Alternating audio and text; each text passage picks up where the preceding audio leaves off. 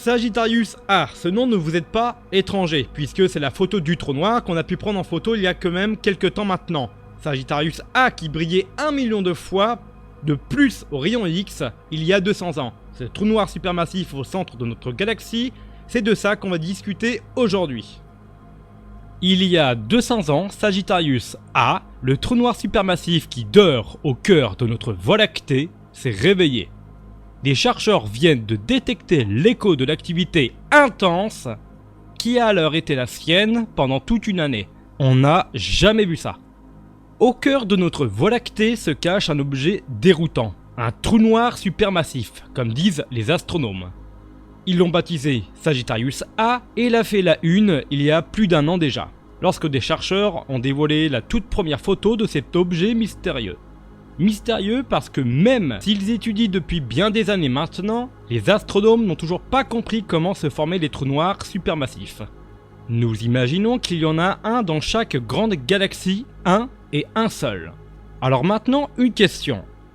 Qui est-ce qui apparaît en premier dans l'histoire? Le trou noir supermassif ou bien la galaxie?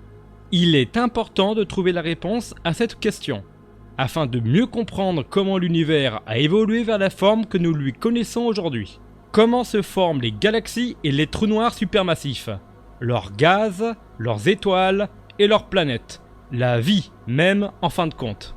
Étudier Sagittarius A en particulier est finalement très intéressant. D'abord, puisqu'il est le trou noir supermassif le plus proche de nous. Donc je rappelle quand même qu'il est au centre de la Voie lactée, donc de notre galaxie. Ensuite, parce qu'il s'agit d'un trou noir extrêmement classique. Il fait partie des 90% de trous noirs supermassifs qui est 100. La plupart des trous noirs sont en effet comme endormis au cœur des galaxies. Ils sont indicatifs. Ils avalent bien un peu de matière qui passe dans les environs, un peu de poussière interstellaire ou une petite étoile de temps en temps si leur 4 heures ne suffit pas, mais à un rythme très faible. Les chercheurs le savent parce que lorsqu'un trou noir supermassif s'autorise un encas, il émet de la lumière. Une lumière toutefois elle aussi très faible. Dans les années 1990, les premiers télescopes à rayons X, les images ne laissaient paraître qu'une très faible émission de rayons X. En revanche, autour de Sagittarius A, des nuages moléculaires sont apparus, étonnamment parce que ces nuages sont remplis de poussière et de glace. Ils sont donc extrêmement froids, et ne devraient donc pas apparaître sur les images au rayon X. Alors, pourquoi? Plusieurs hypothèses ont été émises. Et c'est dans l'espoir de vérifier l'une d'entre elles que l'équipe internationale dirigée par Frédéric Marin a observé récemment le centre de notre Voie lactée. Avec un instrument pas tout à fait comme les autres, puisqu'il s'agit d'un satellite au nom de IXPE pour Imaging X-Ray Polymetry Explorer.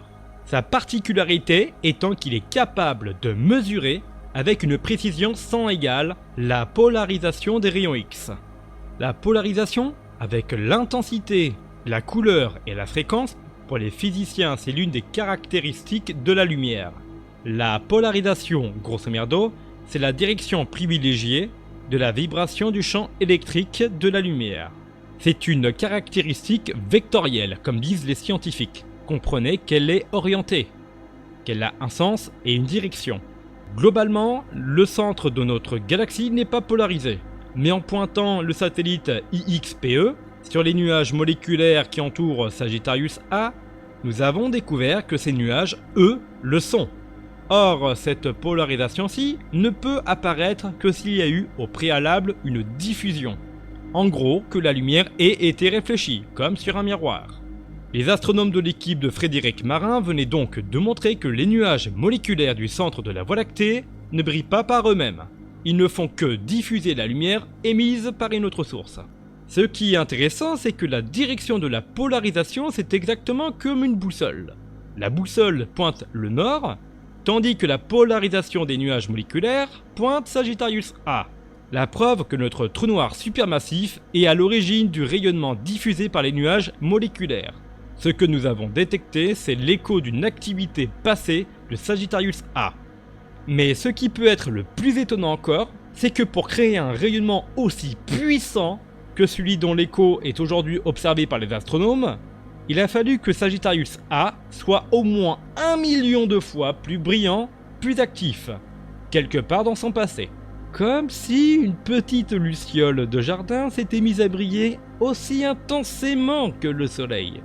Compte tenu de la vitesse de la lumière et de la distance à laquelle les nuages moléculaires se trouvent du trou noir supermassif au cœur de la Voie lactée, les astronomes ont calculé que le sursaut d'activité a eu lieu il y a environ 200 ans. En ajoutant aux équations l'épaisseur de la brillance des nuages, ils peuvent même dire que le sursaut en question a duré environ une année terrestre. C'est extrêmement important parce que c'est unique. Nous voyons parfois la luminosité d'un trou noir varier d'un facteur 10, plus rarement d'un facteur 100. En fonction de son activité, ici il est question au minimum d'un facteur 1 million. Et puis les variations que l'on observe habituellement sur les trous noirs ne durent généralement pas plus de quelques heures. Un regain d'activité inhabituel, donc aussi bien du point de vue de son intensité que du point de vue de sa durée. De quoi apporter aux astronomes des précisions importantes sur la manière dont les trous noirs quiescents se comportent. Nous savons désormais notamment qu'ils peuvent présenter des épisodes d'activité très courts, avec une influence sur la matière, la formation d'étoiles ou l'apparition de la vie, au moins dans des régions proches des centres galactiques. Reste à voir ce qui a réveillé Sagittarius A. Pour le comprendre, nous allons donc tourner à nouveau IXPE vers le centre de la Voie lactée dès septembre, avec bien sûr dans l'idée de trouver des traces de l'accrétion dans l'écho, car chaque type d'accrétion laisse une trace différente, en détectant des changements dans la polarisation de l'écho et en les comparant à leur modèle.